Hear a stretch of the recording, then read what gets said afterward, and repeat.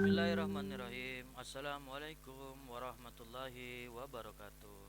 Alhamdulillahirrabbilalamin. Allahumma sholli wa sallim ala sayyidina Muhammad wa ala ali sayyidina Muhammad. Rabbi shrahli sadri wa yassirli amri. Allahumma jidna ilman warzuqna fahman. Baik rekan-rekanku kelas 12 SMK Yasda, patut kita syukuri kita masih bisa berjalan seperti biasanya, dikasih nafas ya sama Allah. Ya, patutnya kita syukuri. Selanjutnya sholawat serta salam mari kita aturkan kepada Rasulullah Sallallahu Alaihi Wasallam. Allahumma sholli ala sayyidina Muhammad, supaya kita dapat syafaat di yaumil qiyamah kelak. Amin ya. Amin. Baik rekan-rekan tuh kelas 12 SMK Yasda. Perkenalkan, nama saya Hairul Makmun, ya boleh boleh dipanggil sebagai Pak Hairul atau Pak Hairul, di mana saya dipercaya untuk SMK Yasda untuk mengajar OTKP kepegawaian, ya guru produksi untuk OTKP kepegawaian di kelas 12 SMK Yasda.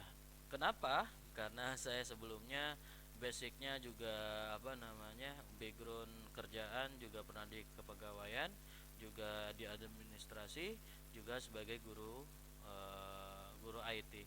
Jadi kalau kita kaitkan dengan TKP kepegawaian, saya lebih simpel, nanti kita bahas diskusi ya, akan diskusi lebih lanjut gimana cara memecahkan kasus-kasus yang ada seperti sekarang ini ya, untuk di OTKP kepegawaian. Ya, kita lanjut untuk ta'aruf kita. Mungkin nanti kalau emang kalian mau mau kenal siapa saya, ya silakan dilihat di video-video saya sebelumnya, itu ada perkenalan saya, juga CV saya. Di situ mungkin kalian mungkin ada yang kenal saya sewaktu MPLS, yang anggota OSIS mungkin kenal saya karena saya udah aktif di awal pembelajaran tahun ini. Oke ya. Nah, untuk sekarang kita akan mempelajari tentang OTKP kepegawaian itu sendiri. Mungkin di kelas 11 sudah mempelajari ya OTKP kepegawaian itu seperti apa. Cuman lebih detailnya nanti kalau untuk di kelas 12 itu membahas tentang sistem-sistem yang berlaku, tentang peraturan-peraturan yang berlaku, punishment yang berlaku, dan juga hukum-hukum kasus-kasus yang sering terjadi seperti sekarang ini. Baik ya. Untuk buku yang saya pakai masih seperti sama tahun lalu di kelas 12, itu tentang otomatisasi tata kelola kepegawaian. Kelihatan ya? Nah, oke. Kelihatan? Nah, otomatisasi tata kepegawaian penerbitnya kurang lebih Erlangga. Nah, di sini saya akan membahas tentang OTKP kepegawaiannya berkaitan dengan untuk bab 1 penghargaan pegawaian ya. Nah, relatif kepenghargaan pegawaian seharusnya ada penggajian dan tunjangan pegawaian. Di situ nanti saya akan membahas secara sistematis gimana untuk gaji pegawai, tunjangan pegawai, karena itu juga bagian dari penghargaan pegawai ya. Seperti halnya semakin kita cantik, semakin kita bagus kerjanya, semakin kita cakep kerjanya, semakin kita berdedikasi untuk sebuah perusahaan, pasti di situ ada penghargaan sebelumnya. Sama kalau kita halnya sudah pensiunan ataupun sudah itu adalah bentuk penghargaan dari perusahaan itu sendiri. Karena apa? Karena masih memikirkan tentang karyawannya itu sendiri. Maka dari itu kalau kita nanti punya usaha ataupun kita jadi manajer HRD, di situ kita akan memahami betapa sulitnya kinerja dari awal kita masuk sampai kita pensiun. Oke, baik ya. Selanjutnya untuk bab 3 akan kita bahas disiplin pegawai. Nah, disiplin pegawai itu suatu penilaian. Nah, di situ selanjutnya peraturan perkawinan pegawaian ya. Ada peraturan yang harus dibahas di dalamnya. Kenapa? Ada bersinggungan tentang kinerja dari perkawinan pegawaian itu sendiri. Juga tentang pemberhentian pegawai. Nah, di bab 5. Nah, cukup semester ganjil ini kita membahas sampai pemberhentian pegawai. Tetapi kita akan membahas lebih lanjut nanti kalau kita kalau semisal ya dari bulan September nanti udah mulai tatap muka ataupun nanti di awal Januari. Nah, kita akan membahas lebih detail untuk bahas kasus-kasus yang ada. Kenapa? Karena kita akan nanti kalau di dunia kerja untuk apa peraturan-peraturan yang ada kita mengikuti kebijakan-kebijakan perusahaan itu sendiri.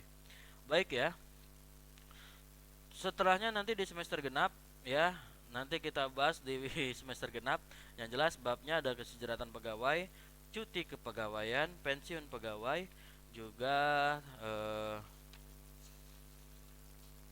penyimpanan dokumen kepegawaian ya, evaluasi pengelolaan administrasi kepegawaian.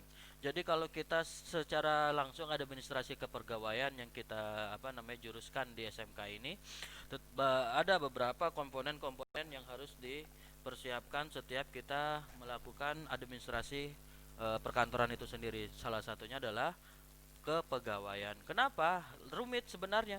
Kalau satu bos ya, satu CEO ya, satu owner. Nah, di situ kita cuman apa mengurus semua ya, dari administrasi, dari kearsipan, dari OTKP kepegawaian. Bos itu akan rumit masalahnya dan bisa stres sepanjang hidupnya.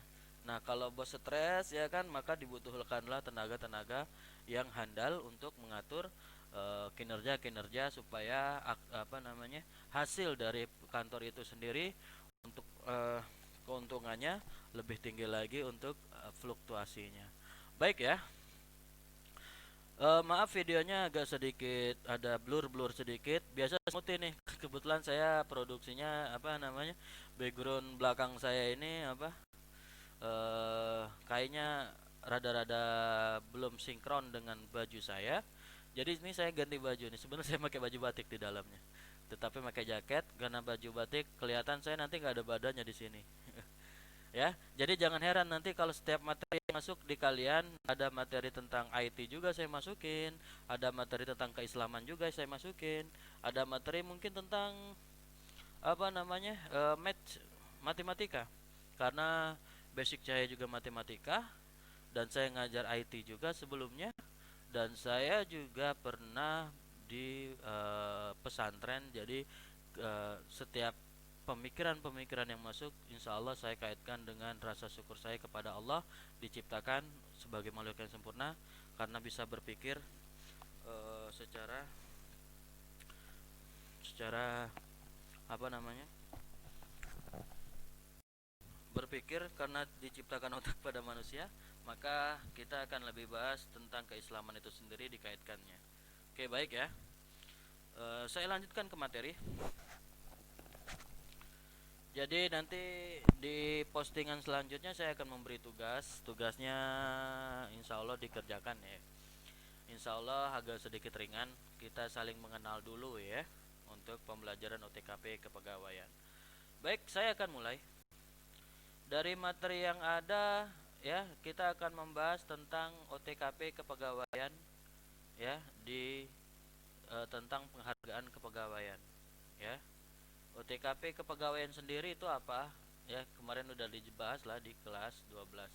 Di mana OTKP kepegawaian itu berkenaan dengan Human Resource Development ya. Kalau kalian tahu artinya HRD. Baik ya. Saya akan memasukin apa namanya materi hari ini tentang OTKP pegawaian di bab 1 tentang penghargaan pegawaian. Saya gambarin ya. Penghargaan pegawai sendiri kalau kita lebih dominan kerjanya, lebih apa namanya, lebih berdedikasi untuk sebuah perusahaan, pasti ada penghargaan-penghargaan yang diberikan. Seperti tunjangan apa namanya yang pernah diberikan ya, seperti tunjangan istri, tunjangan anak, tunjangan yang lain-lain sebagainya.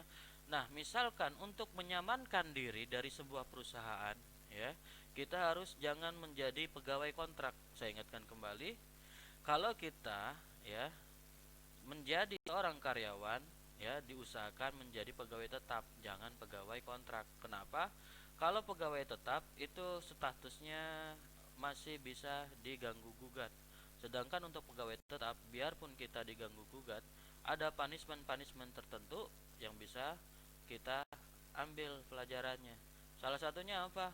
Misalkan sebelum apa namanya kontrak sebenarnya bagus, tapi kalau kita baca kontraknya secara benar, misalkan gini, ada 2 tahun kita bekerja, 2 tahun kita kontrak kerja, tiba-tiba pemutusan kontrak di tengah tahun, kita akan meminta gaji 1 tahun ke depan, ya itu intinya. Ke tahun kontrak. Kalau tetap, ya tetap itu pengamanan diri sendiri. Jadi kalau semasa kerja kita sampai umur 60 tahun, nah ya, selanjutnya ada kebijakan tentang pensiun.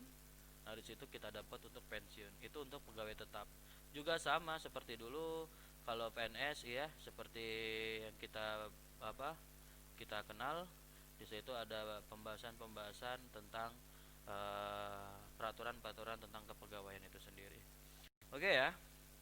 Nah, tujuan pembelajaran ini, ya, kita memasuki materi tentang penghargaan pegawai.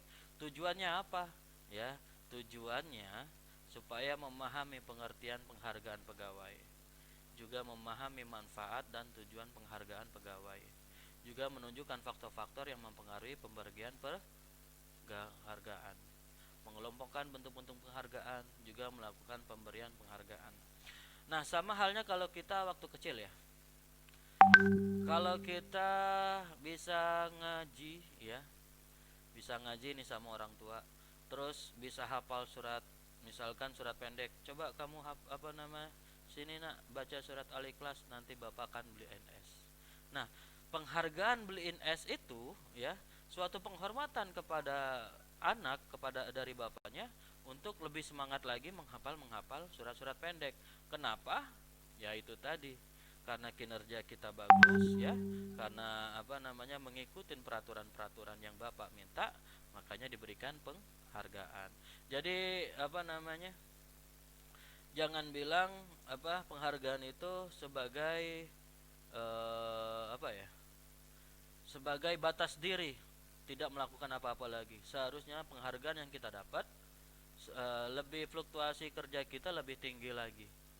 Kenapa? Di setiap penghargaan ada penilaian sendiri. Semisal kita mungkin pernah ikut perlombaan, di mana perlombaan itu ada juara 1, juara 2, juara 3. Juara 1 misalkan dapat uang 5 juta, juara 2 dapat uang 3 juta, juara 3 dapat uang 1 juta dah, ya. Penghargaan itu beda karena apa? Ya kita lebih tinggi penghargaannya. Misalkan juara 1 penghargaan lebih tinggi karena pencapaiannya tuntas di garis finish, misalkan perlombaan lari, ya. Dan di penghargaan kedua, ya, finish di akhir yang juara pertama, seperti MotoGP kemarin dah, ya. Nah, seperti itu. Penghargaan itu karena dedikasi kita untuk sebuah perusahaan ataupun perlombaan. Tapi jangan juga setiap kerja itu jadikan perlombaan, ya. Kadang setiap perusahaan juga tidak memandang dari kompetisi, tapi memandang dari dedikasi. Apa yang dia buat perasaan, apakah menguntungkan perusahaan ataukah rugi buat perusahaan, ya. Kita usahakan untung buat perusahaan. Karena apa? Ya perusahaan mana maulah rugi, ya. Pastinya untung. Ya baik. Pengalaman, kalau kita lebih baik bersifat konstan. Konstan itu mendiam, ya, mengikuti aturan tanpa mewujudkan dedikasi kita. Standar misalkan cuman segitu-gitu aja.